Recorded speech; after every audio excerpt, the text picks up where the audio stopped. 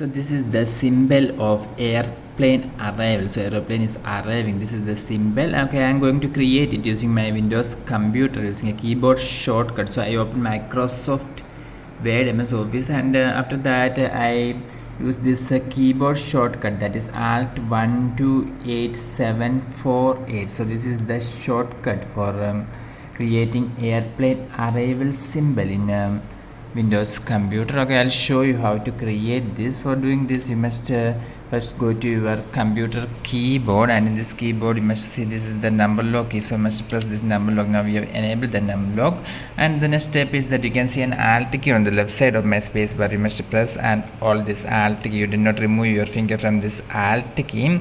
At the same time, you must type here 128748, and after typing that you can release your finger from this Alt key.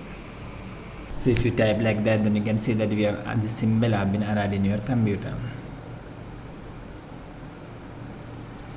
For more videos, subscribe and stay with Engineers Online. Thank you.